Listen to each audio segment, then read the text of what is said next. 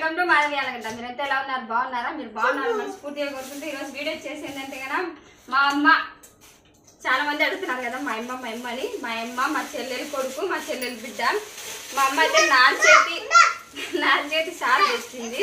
ఇదిగో అట్టి పండ్లు, చీర, కుంకుమ, పసుపు, కొబ్బరి గిన్నెలు, ఇంకా కాగడాలు మా చెట్టువే. గతంలో చూసింటారు.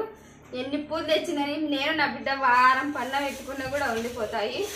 ఇంకా కారాలు, కారం చుట్టలు, అత్తరాసలు కాదు, అత్తరాసలు ఏమవుతుంది, నూగు పిండిట్టలు, కజ్జికాయలు,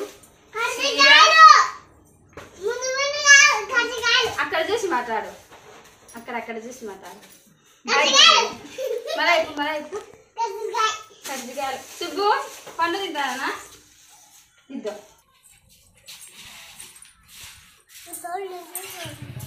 ఏరిపోతున్నారా?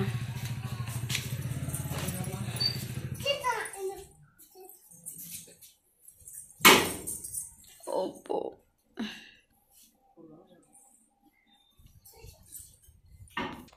ఎన్ని పూల ఛాన్స్ ఫ్రెండ్స్. అన్ని మా చెట్టువే.